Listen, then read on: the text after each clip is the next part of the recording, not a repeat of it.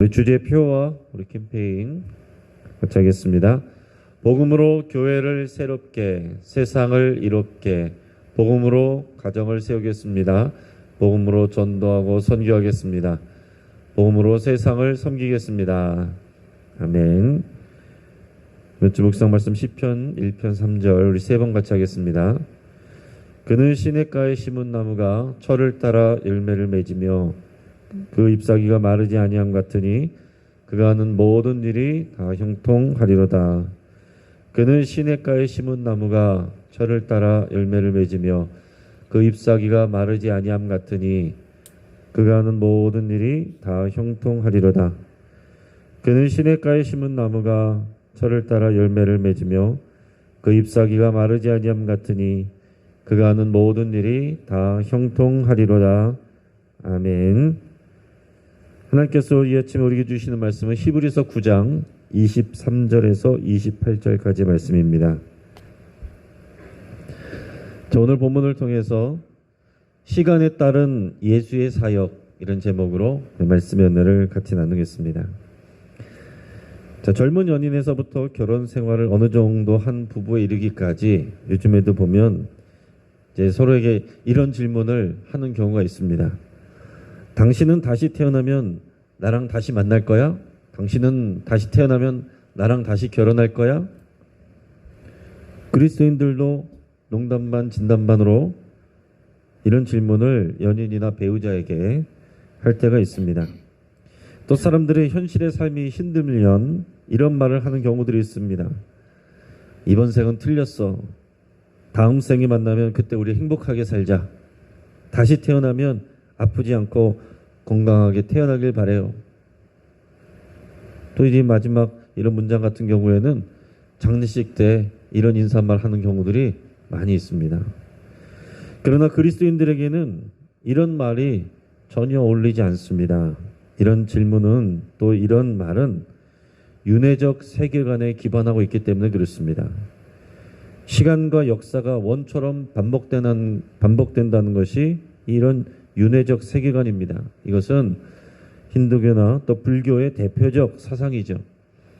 하지만 절대적으로 이런 일은 일어나지 않습니다. 왜냐하면 성경은 직선적이고 일회적인 세계관을 보여주고 있기 때문에 그렇습니다. 태초에 하나님은 이 세상을 창조하셨고 마지막 때에 그리스도의 심판과 더불어서 이 세상의 역사는 끝이 납니다. 그리고 하나님의 나라가 영원히 이어집니다. 히브리서 기자가 유대인 그리스도인들에게 지금 지루할 정도로 비슷한 말을 계속 강조하는, 또 그래서 반복하는 이유는 뭐냐면 단 한 번밖에 사는 것이 아닌 단 한 번 사는 인생이기 때문에 우리가 절대로 후회할 선택을 해서는 안 된다는 그런 믿음이 있기 때문에 그런 것입니다. 다음 생에 태어나서 잘하면 되지 뭐, 이러면 절대 이런 절박함이 나올 수가 없는 거예요.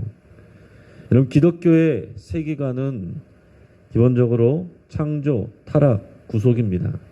한번 따라해 보겠습니다. 창조, 타락, 구속. 하나님이 창조하셨는데 사람이 죄를 지어 이 땅이 타락하였고 인간이 타락하였고 또 하나님께서 구속하시는 그 역사, 사람을 구속하시고 이 세상을 구속하시는 그래서 우리가 사는 이 세상에 하나님의 일하심을 우리가 구속사라고도 말하는 것입니다. 하나님이 구속하시는 그 과정이라고 말할 수가 있는 거예요. 자, 그러면 우리는 지금 어디에 있겠습니까? 우리는 구속의 과정 가운데 있습니다. 자, 그런데 이 구속 또는 이 구원의 과정, 이거는 어느 한 차례 딱 이루어진 것이 아니라 과거, 현재, 미래의 차원이 있어요. 이 하나님의 구속이, 하나님의 구원이 과거의 차원의 구속, 현재 차원의 구속, 미래 차원의 구속이 있다라는 것입니다. 자, 예수 그리스도를 통해서 이미 구속 구원에 이미 이것이 시작이 됐습니다. 그리고 현재 진행 중이고 미래의 완성이 될 것입니다. 물론 창세기도 보면 창세기 3장 15절에 원복음이라고 해서 하나님께서 말씀하실 때 이제 뱀에 대해서 하나님께서 이제 저주하실 때 사람의 후손이 너의 머리를 밟을 것이다. 이게 원복음이라고 얘기합니다. 이게 사람의 후손은 결국 예수 그리스도를 말씀하시는 것이고 뱀의 후손의 뱀의 머리를 밟을 것이라는 것은 이제 이 타락해서 사단이 주관하는 이 세상에 그 정권을 가져오고 하나님의 구속이 이루어질 것이다. 구원 역사가 일어난다. 라는 것을 미리 보여준 것입니다. 물론 하나님의 구원 역사는 그때부터 시작했다라고 얘기할 수 있어요. 그러나 이 땅 가운데 그것이 실현된 거, 실천된 거, 정말 열매로 나타난 거, 눈에 보이게 인간 역사 속에서 드러난 거, 그것은 2022년 전에 예수 그리스도가 실제로 이 땅 가운데 오신 사건으로 인해서 구체적인 하나님의 이 구속 역사가 성취돼서 열매로서 우리에게 보여졌다라고 말할 수 있습니다. 그러나 아직 예수님이 다시 오시기까지는 완성된 게 아니고 우리는 이미 오셨으나 아직 오시지 않은 그 중간에서 우리의 현재를 살아가고 있는 것입니다. 그래서 우리의 구원 또 이 구속 사역도 여기에 따른 예수님의 사역을 시간적으로 구분해서 우리가 생각할 수 있다라는 거예요. 자, 그래서 구원에 관한 예수님의 과거 사역, 현재 사역, 미래 사역이 뭔지 오늘 본문 말씀을 통해서 여러분들이 확실하게 잘 이해하실 수 있기를 바랍니다. 자, 먼저는 구원에 관한 예수님의 과거 사역입니다. 23절에서 26절까지 우리 같이 읽겠습니다. 그러므로 하늘에 있는 것들의 모형은 이런 것들로서 정결하게 할 필요가 있었으나 하늘에 있는 그것들은 이런 것들보다 더 좋은 제물로 할지니라. 그리스도께서는 참 것의 그림자인 손으로 만든 성소에 들어가지 아니하시고 바로 그 하늘에 들어가사 이제 우리를 위하여 하나님 앞에 나타나시고 대제사장이 해마다 다른 것의 피로써 성소에 들어간 것 같이 자주 자기를 드리려고 아니하실지니 그리하면 그가 세상을 창조한 때부터 자주 고난을 받았어야 할 것이로되 이제 자기를 단번에 제물로 드려 죄를 없이 하시려고 세상 끝에 나타나셨느니라. 아멘. 지금 이 땅의 성소, 하늘 성소에 대해서 얘기를 진행되고 있었습니다. 이 땅의 성소, 이 구약의 율법에 의해서 세워진 이 땅의 성막과 성전, 이 땅의 성소는 하늘에 있는 하늘 성소. 하늘 성소라고 해서 하늘에 그런 성막 모형이 있다라는 게 아니에요. 그 하나님의 보좌와 하나님 나라의 세계가 그 자체가 아예 하늘 성소입니다. 자, 이 땅에 있는 것은 하늘 성소에 대한 그림자이고 모형이다 그랬어요. 그래서 이 땅에 있는 것은 불완전하고 임시적입니다. 성막도 지금 없고 그리고 성전도 그리고 다 파괴되고 없어요. 통곡의 벽만 남아 있습니다. 제사장 직분도 마찬가지예요. 지금 제사장 직분이 없습니다. 자, 이 땅의 성소는 짐승의 피를 통해서 정결케 했습니다. 제사장만이 아니라 백성들 뿐만이 아니라 이 성소 성막까지도 거기 피를 뿌려서 정결케 하고 거룩케 하는 일들을 했었습니다. 대제사장은 해마다 다른 짐승의 피, 당연히 이전 짐승은 죽어서 없으니까 해마다 다른 짐승의 피를 가지고 지성소로 들어가서 하나님의 속죄를 받았습니다. 하지만 새로운 대제사장인 예수 그리스도는 그럴 필요가 없으십니다. 왜냐하면 예수님은 대제사장님이시면서 동시에 본인이 제물이 되셨어요. 그래서 자신을 단번에 제물로 드리셨습니다. 그래서 이를 위해서 세상 끝에 나타나셨다라고 말씀하고 있어요. 오늘 우리가 읽은 말씀의 24절도 보시면 끝에 이제 우리를 위하여 하나님 앞에 나타나시고 또 26절도 보면 그렇게 하시려고 단번에 제물로 드려 죄를 얻게 하시려고 세상 끝에 나타나셨느니라. 나타나셨다는 거죠. 이 땅에 오셨다는 거예요. 눈에 보이게 사람의 모습을 입고 이 땅에 나타나셨다는 겁니다. 그래서 예수님이 이 땅에서 그냥 잘 먹고 잘 살다가 여가 생활 하시다가 그렇게 가신 게 아니죠. 십자가에서 피 피를 흘려 죽으신 것입니다. 자, 그런데 여기서 26절에서 세상 끝에 나타나셨다라고 그랬는데 그 세상 끝이 언제입니까? 자, 우리가 생각할 때 세상 끝은 언제예요? 예수님이 다시 오시는 그날. 자, 그런데 여러분 성경에서도 말씀하고 있는데 예수님이 오시면서부터가 세상 끝이 시작이 된 거예요. 우리가 그것을 알아야 됩니다. 내가 죽기 전에 세상 끝이 오겠어? 이렇게 생각하시면은 하나님의 말씀을 모르는 거예요. 그 하나님의 이 구속사의 시간을 모르는 것입니다. 하나님의 구속사의 세상 끝은 이미 시작이 된 거예요. 예수님이 오심으로써 정말로 하나님께서 말씀하신 그 세상 끝이 이미 시작이 됐다라는 것입니다.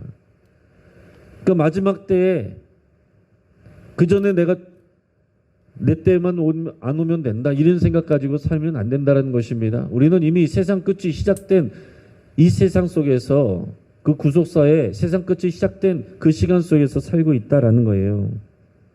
단지 아직 완전히 끝나지 않았을 뿐입니다. 그 세상의 끝의 완성은 예수님이 다시 오실 때 완성이 되는 거죠. 우리 28절 우리 상반절만 한번 같이 읽어보겠습니다. 이와 같이 그리스도도 많은 사람의 죄를 담당하시려고 단번에 들이신 바 되셨고, 자 여기서 단번에 들이신 바 되셨고 그랬습니다. 그랬죠? 과거형으로 되어 있습니다. 예수님께서 십자가에서 죽으신 일, 이거는 역사적인 과거의 사건이에요. 그러니까 이 구원을 위해서, 세상의 구원을 위해서, 이 구속을 위해서 예수님이 과거에 하신 사건은 뭡니까? 이 땅에 성육신하여서 몸을 입고 오셔서 나타나셔서 십자가에서 단번에 자기를 들이신 일. 이게 예수님이 하신 과거의 사역입니다. 예수님의 십자가 죽음이 예수님의 과거의 사역이에요. 자, 그러면 구원에 관한 예수님의 현재 사역, 주님이 다시 오시기 전까지 예수님은 뭘 하고 계시냐라는 거죠. 그냥 막연히 보좌 우편에 앉아만 계실까요? 보좌 우편에 가만히 앉아만 계실까요? 얼마나 지루하실까요? 오래 앉아 있으면 건강이 안 좋다는데 하나님 보좌 우편에만 계속 앉아 계시면 어떡하겠습니까? 예수님은 하나님 보좌 우편에 앉아서 가만히 계신 게 아니고 성경에서 뭐라고 그랬습니까? 우리를 위하여 간구하신다 그랬어요. 여전히 불완전한 이 세상 속에서 살아가는 우리, 미혹받기도 하고 유혹받기도 하고 상처받기도 하고 넘어지기도 하는, 때로는 우리의 믿음이 흔들리기도 하는 우리를 위해서, 또 죄를 짓고 넘어지기도 하는 우리를 위해서 하나님 보좌 우편에서 하나님께 직접 우리를 위하여 간구하시고 말씀하신다라는 겁니다.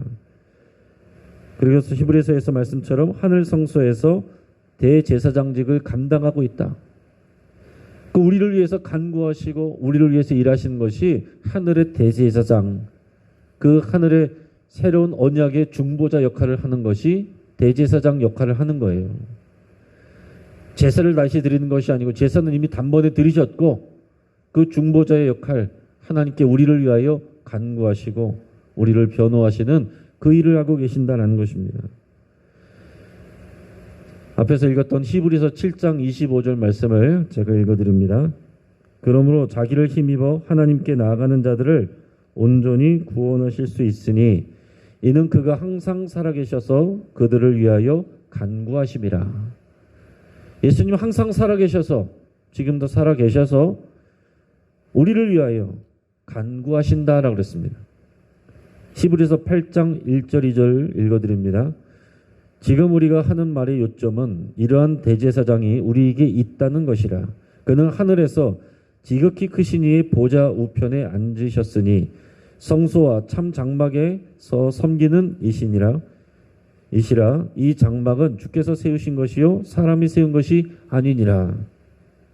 로마서 8장 34절 읽어드립니다.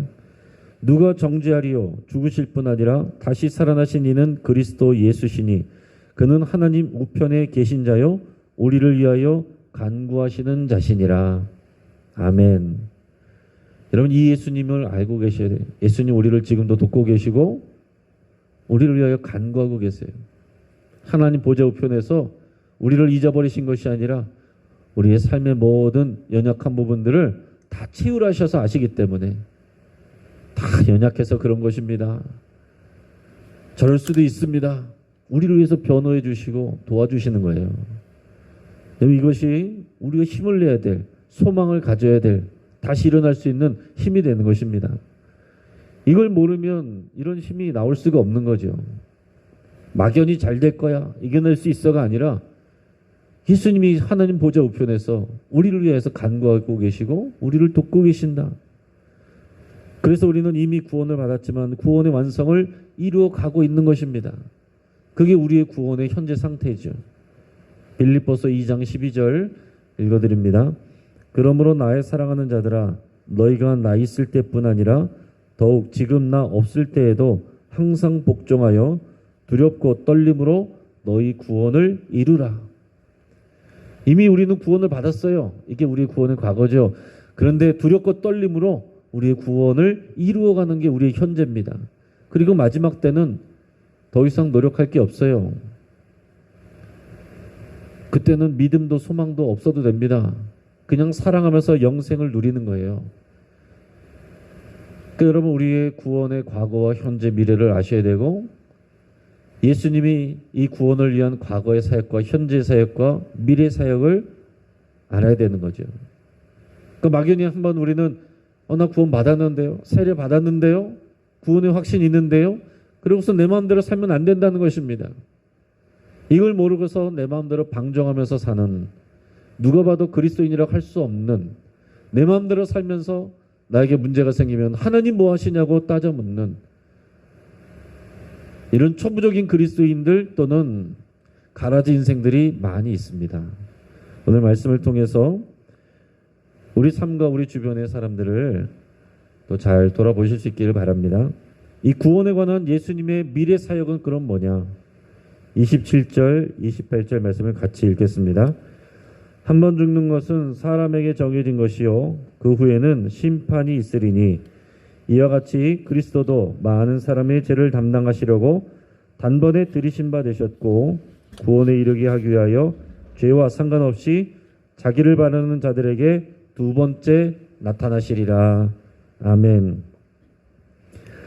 자, 두 번째 나타나시리라. 예수님의 미래 사역은 시작은 다시 나타나시는 거예요. 재림이죠. 다시 오시는 겁니다. 우리가 믿는 바는 예수님이 다시 오신다는 것, 그걸 믿는 것입니다. 여러분, 이 믿음이 우리에게 있어야 돼요. 저도 어릴 때, 중학생 때 교회에서 교회 전도사님이 이런 말씀을 해주셨어요. 예수님이 내가 살아있을 동안에 오실 수 있다라는 거, 정말 그 재림을 생각하고 믿고 살아야 된다는 것을 제가 늘 배우고 그것을 마음에 새겼습니다. 그래서 항상 그것을 생각하고 기도할 때도 그렇게 기도를 했어요. 어릴 때부터 제가 주님이 오시기 전에 뭘 하게 된다면 그걸 늘 이제 생각하려는 마음을 가졌습니다. 여러분, 주님이 다시 오시는데 오늘도 오실 수 있고 우리 인생의 마지막이 끝나기 전까지 오실 수도 있다는 것을 항상 생각하시고, 예수님이 지금 당장 안 오셔도 오늘 우리가 언제든지 죽을 수 있는 거잖아요. 주님 부르실 수 있고 사고를 당할 수도 있고 우리 인생의 끝이 바로 우리 옆에 있는데 그 시간이 예수님이 오는 시간과 하나님의 영적인 차원에서는 만나는 거예요. 내가 죽는 그 순간, 그리고 주님이 오셔서 우리를 불러일으키는 그 순간으로 바로 이어지는 것입니다. 자, 그러니까 우리는 예수님이 다시 오심을 늘 생각을 하면서 살아야 됩니다. 예수님이 재림하실 때 뭐하러 오십니까? 예수님의 미래 사역의 재림의 목표는, 하실 일은 심판이에요. 예수님이 심판하러 오시는 겁니다. 한 번 죽는 것은 모든 사람에게 동일합니다. 그리고 나서 다시 태어난 일이 없는 거예요. 오늘 히브리서 9장 27절 여러분 잘 기억하시고, 우리 구원에 있어서 굉장히 중요한 구절이에요. 필수 구절입니다. 한 번 죽는 것은 사람에게 동일한데 다시 태어난 일이 없어요. 이 말씀을 믿지 아니하면, 하나님의 심판이 그 위에 있다는 것을 믿지 아니하니까, 심판이 더 무서운 일인데 이 세상 일을 무서워서 피하려고 스스로 자신의 삶을 정리하려는 사람들이 여러분 이 세상에 얼마나 많습니까? 그런 것을 보고 다 따라하고 또 유명 연예인들이 그렇게 자살하는 것을 보면은 그걸 보고서 따라하는 사람들이 자살하는 사람들이 갑자기 확 올라가는 이런 일들이 지금 반복되고 있어요. 역사 속에서 유명한 사람들, 천재들, 자살한 사람들 이런 사람들 많습니다. 그런 것들을 아름답게 포장한 이런 문화들 얼마나 많은지 몰라요. 자기도 모르게 또 다음 생에서는 다시 잘해봐야지. 다음 생에서는 만나서 우리 행복하게 살자. 그러면서 자살하는 거예요. 아니요. 여러분 히브리서 9장 27절 꼭 기억하시고 한 번 죽는 것은 사람에게 정한 일이요. 그 후에는 반드시 심판이 있다라는 것을 알게 하셔야 됩니다. 그래서 우리가 이 땅 가운데서 하나님과 관계를 회복하지 못하고 있으면 우리는 마귀의 자녀예요. 하나님의 심판과 진노가 그 위에 있는 것입니다. 그래서 예수 그리스도를 통해서 그 구원사역을 통해 믿음으로 하나님과 새 언약 관계로 나가지 아니하면 구원받지 못하면 그 마음이 아무리 착하고 선해도 하나님의 진노와 심판을 받을 수밖에 없는 것입니다. 그러니까 여러분 우리는 그것을 알아야 돼. 이 땅에서 착하게 살았는데 왜 구원을 못 받냐? 마귀의 자손이고 하나님의 심판과 진노 아래 있기 때문에 임박해 있기 때문에 그런 거예요. 우리의 선한 행동으로 그것을 바꿀 수 있는 게 아닙니다. 우리가 우리의 선한 행동으로 우리의 죄 문제를 해결할 수가 없기 때문에 오직 그 죄 문제를 누가 해결하셨어요? 예수님이 해결하셨기 때문에 그 예수님을 믿지 아니하면 그래서 그 죄 사함을 구속을 받지 아니하면 사망의 길로 갈 수밖에 없는 거예요. 가던 길로 가는 것입니다. 그래서 예전에 어떤 교회에서 제가 그런 얘기 한 적이 있었는데 전도지를 나눠주는데 보통은 예수님 믿고 구원받았어 이렇게 했지만은 그 전도지에는 앞에다 이렇게 써놨다라고 그랬어요. 지옥에 가는 방법. 그러면 사람들이 조금 더 호기심이 생기잖아요. 궁금해서 뒤를 보니까 지금 그대로 살면 됩니다. 예수님 모른 채로 그냥 내 마음대로 살면 된다는 거죠. 근데 그게 굉장히 설득력 있고 현실적인 맞는 얘기입니다. 여러분 이것을 저와 여러분들이 확신하지 아니하면 우리 사랑하는 자녀들이 우리 사랑하는 가족들이 그래도 교회 다녔고 그래도 나름대로 신앙생활 한 적이 있기 때문에 막연히 잘 되려니 이 정도로 머물러서는 안 된다는 것입니다. 자기의 믿음으로 주님 앞에 나와야 되고 자기의 믿음으로 예수님을 나의 주님이라고 고백하고 이미 시작된 그러나 아직 이루어지지 않은 이 현재 상황 가운데서 두렵고 떨림으로 자기 구원을 이루어가야 되는데 우리가 도와주고 격려하고 도와줄 수 있지만 결정적으로는 자기 믿음으로 나와야 되거든요. 우리가 그것을 매일같이 깨어서 그럼 눈물로 우리가 무엇을 위해서 자녀들과 가정을 위해서 가족들을 위해서 무엇을 위해서 기도해야 됩니까? 진로는 두 번째 문제인 거예요. 여러분이 사랑하는 가족들 자녀들을 위해서 진로 때문에 눈물을 흘린다면 그 구원을 위해서는 통곡을 해야 될 줄로 믿습니다. 우리 주님 예수 그리스도께서도 울면서 따라오는 여인들에게 그런 말씀을 하셨어요. 나를 위해서 울지 말고 너희 자녀들을 위해서 울라. 왜 울어야 되겠습니까? 그 진노, 심판을 피하고 예수님을 따라 나와야 되는데 그것을 모르고 예수님을 십자가에 못 박는 많은 사람들이 있기 때문에 너희 자녀들을 위하여 울라. 이 세대를 위하여 울라. 주님이 이렇게 말씀을 하신 겁니다. 자, 예수님이 다시 오시는 재림 때의 심판이 이루어지는 거예요. 처음 오실 때는 사람들의 죄를 해결하기 위해서 오셨지만 두 번째 오실 때는 죄를 심판하러 오시는 겁니다. 그래서 의인과 죄인을 나누기 위해서 오시는 거예요. 그래서 예수님을 믿고 의인이라고 칭함받은 사람은 우리의 이 땅에서는 좀 부족하고 어렵고 누명을 쓰기도 하고 오해를 받기도 했지만 하나님께서 신원하여 주신다. 회복시켜 주시고 그 영광과 명예를 높여주시는 거예요. 그러니까 예수님이 오시는 날 우리는 기대하고 사모하는 거죠. 그리고서는 예수님이 영원히 왕으로 다스립니다. 이게 예수님의 미래 사역이에요. 예수님이 다시 오셔서 심판하시고 왕으로서 영원히 다스리는 것. 이것이 예수님의 구원에 관한 미래 사역입니다. 우리가 시편 110편 말씀을 앞에서도 이제 인용을 했었는데 시편 110편을 여러분께서 나중에 잘 읽어보시면 거기 보면 하나님께서 예수님에게 그러니까 하나님의 아들에게 메시아에게 세 가지 직분 주신다고 돼 있어요. 제사장, 그다음에 심판자, 왕입니다. 근데 이 중에서 심판자는 결국 왕이 하는 거기 때문에 크게 보면 두 가지예요. 제사장과 왕입니다. 이 제사장의 역할은 이미 예수님이 시작하셔서 하고 계신 것이고 또 믿는 자들에게는 왕으로서 역사하고 계세요.